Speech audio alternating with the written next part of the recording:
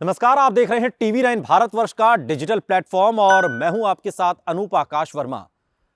मंदिरों पर हमले ने आंध्र प्रदेश की राजनीतिक और सामाजिक फिजा को गड़बड़ा दिया है। एक के बाद एक हो रहे हिंदू देवी देवताओं की प्रतिमाओं को क्षतिग्रस्त करने के मामले ने अब तूल पकड़ना शुरू कर दिया है। विपक्ष लामबंद है और निशाने पर है आंध्र प्रदेश की जगनमोहन रेड्डी सरकार। विपक्ष का यह आरोप है कि सीएम के शासनकाल में हिंदुओं की आस्था को मिटाने का एक षड्यंत्र चल रहा है और साथ ही साथ ईसाई मिशनरियों को बढ़ावा दिया जा रहा है।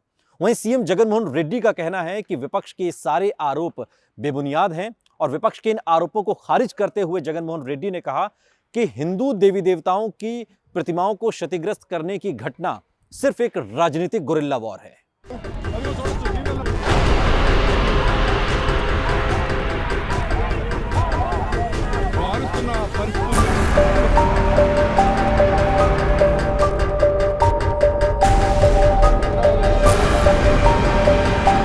वैसे तो आंध्र प्रदेश में मंदिरों पर हमले की घटनाएं काफी पुरानी हैं, लेकिन बीते दिनों में एकाएक ऐतिहासिक मंदिरों पर हमले तेजी से बढ़ रहे हैं। विजयनगरम के रामातीर्थम मंदिर के पास पहाड़ी पर स्थित 400 साल पुराने एक मंदिर में भगवान श्री राम की मूर्ति को खंडित किया गया। राजमुंद्री के विघ्नेश्वर मंदिर में भगवान सुब्रमण्येश्वर स्वामी की प्रतिमा को क्षतिग्रस्त कर दिया गया। पीठपुरम में 6 प्रतिमाओं को क्षतिग्रस्त किया गया। वंताल मामिंडी के पड़ेरू घाट पर देवी कोमलम्मा की प्रतिमा को क्षतिग्रस्त किया गया। दुर्गा मंदिर में रथ के 3 शेरों की प्रतिमाओं को क्षतिग्रस्त किया गया। इसके अलावा लक्ष्मी नरसिम्हा मंदिर के रथ में आग लगा दी गई। मंदिरों पर हो रहे हमले ने आंध्र प्रदेश की राजनीति में भूचाल ला दिया है। आंध्र प्रदेश में मुख्य विपक्षी दल टीडीपी यानी कि तेलुगु देशम पार्टी और बीजेपी के अलावा जनसेना के कार्यकर्ता भी सड़क पर उतर आए हैं। तेलुगु देशम पार्टी के नेता और पूर्व मुख्यमंत्री चंद्रबाबू नायडू ने जगनमोहन रेड्डी पर तीखा हमला बोला है।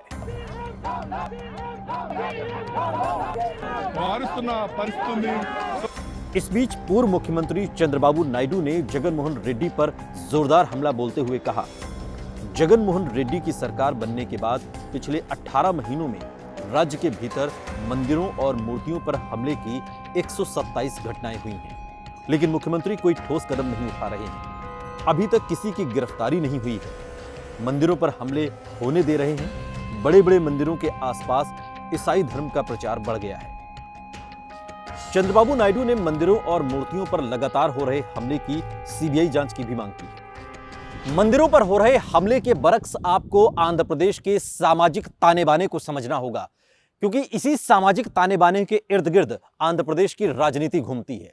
और बीते कुछ वर्षों का अगर मूल्यांकन करें तो आंध्र प्रदेश में ईसाई मिशनरियों ने धर्म परिवर्तन के जो मामले हैं उसमें काफी बढ़ोतरी देखी गई है।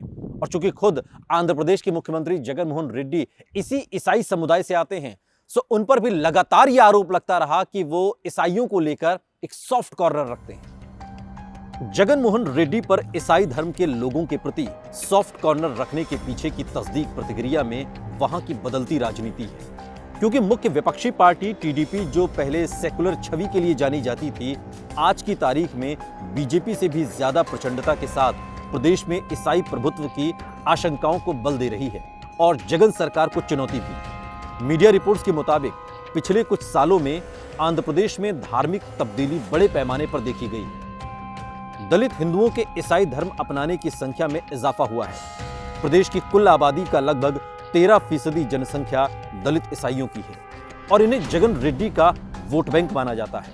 हालांकि पहले यह आबादी कांग्रेस के साथ थी, लेकिन अब इन पर जगन की पार्टी वाईएसआर का प्रभाव है। चूंकि राजनीति में सॉलिड वोट बैंक की भी जरूरत होती है, लिहाजा वाईएसआर कांग्रेस कई मर्तबा ईसाई मिशनरियों पर सख्ती से कतराती भी है। यही वजह है कि तमाम मंदिरों पर हुए हमले के मामले में गिरफ्तारियां तो हुई, लेकिन सजा की दहलीज तक किसी को नहीं पहुंचाया गया। वहीं दूसरी तरफ विपक्षी दलों में बीजेपी और टीडीपी को हिंदू वोटों को कॉन्सोलिडेट करने का भी एक अवसर दिखाई दे रहा है, क्योंकि वाईएसआर को टक्कर देने के लिए हिंदू वोटों को एक ध्रुव पर लाना तुरुप का पत्ता साबित हो सकता है। इसमें कोई दो राय नहीं है कि आंध्र प्रदेश में मंदिरों पर हो रहे हमले के पीछे सिर्फ और सिर्फ राजनीति है और इसमें सभी पार्टियां शामिल हैं। लेकिन धार्मिक वर्चस्व की दूषित मानसिकता अब सियासत का रिमोट कंट्रोल बनती जा रही है। मुख्यमंत्री जगन मोहन रेड्डी हिंदू मंदिरों पर होने वाले हमले के राजनीतिक नुकसान से ऐसा नहीं है कि वाकिफ नहीं है। ईसाइयों से खास होने की चर्चा अब उन्हें चिंतित करने लगी है। यही वजह है कि हिंदू देवी देवताओं की मूर्तियों को खंडित करने की घटना के बाद मंदिरों में सीसीटीवी कैमरे लगाने के आदेश दिए गए। हाल की घटनाओं में उन्होंने राजनीतिक साजिश तक इसे करार दे दिया। सीएम ने अपने आधिकारिक बयान में कहा कि जनता अंदाजा लगा सकती है कि इन घटनाओं के बढ़ने से किसे राजनीतिक लाभ मिल सकता है। हालांकि जगन मोहन रेड्डी का यह बयान ऐसे समय पर आया है जब सूबे में मूर्तियों के क्षतिग्रस्त होने के मामले लगातार बढ़ रहे हैं और हिंदुओं में इस बात को लेकर काफी गुस्सा भी है। हालांकि उन्होंने इस बात के प्रमाण भी गिनाए कि उन्होंने मंदिरों को सुरक्षित रखने के तमाम प्रयास किए, जिसमें सीसीटीवी वगैरह भी उन्होंने गिनवाए हैं। ऐसा नहीं है कि मंदिरों पर हमले पहले की सरकारों में नहीं हुए हैं, लेकिन यह भी सच है कि जगन मोहन रेड्डी की सरकार में मंदिरों पर हमले बढ़े हैं। अगर आप पिछले 2 वर्षों पर नजर डालें तो स्थिति काफी स्पष्ट हो जाती है। सबसे पहले 14 नवंबर 2019 को दुर्गा मंदिर तोड़ने का मामला सामने आया। 21 जनवरी 2020 को पूर्वी गोदावरी जिले के पितापुरम में मंदिरों की कई मूर्तियां तोड़ी गईं। 11 फरवरी 2020 को गुंटूर जिले के रोम पिचेरला में वेणुगोपाल स्वामी की मूर्ति तोड़ी गई। 13 फरवरी 2020 को उद्रजावरम मंदिर के मुख्य दरवाजे को नष्ट किए जाने का मामला सामने आया। 14 फरवरी 2020 को कोंडा वित्रकुंटा के प्रसन्ना वेंकटेश्वर मंदिर में रथ में आग लगा दी गई। सितंबर 2020 में अंतर्वेदी लक्ष्मी नरसिम्हा स्वामी मंदिर के रथ को जला दिया गया। 25 सितंबर 2020 को तुमूर में मौजूद आंजनेय स्वामी की मूर्ति तोड़ दी गई।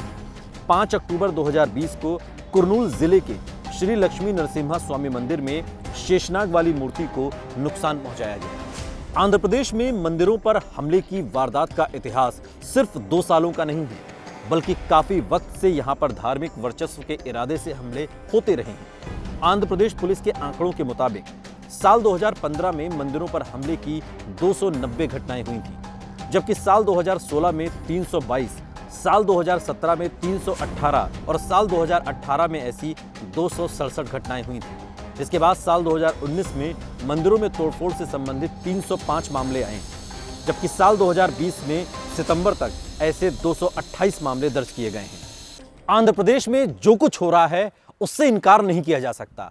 ये एक तरीके से धार्मिक वर्चस्व की लड़ाई है जिसमें राजनीति कैटालिसिस की भूमिका में है। अच्छा है कि समय रहते जगन मोहन रेड्डी की सरकार इस बात को समझ ले और दोषियों को पकड़े और उन्हें सजा दिलाकर एक नजीर पेश करे।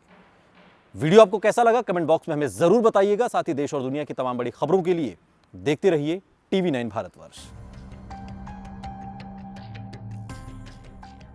परवाह देश की, सोमवार से शुक्रवार रात 10 बजे TV9 भारतवर्ष पर।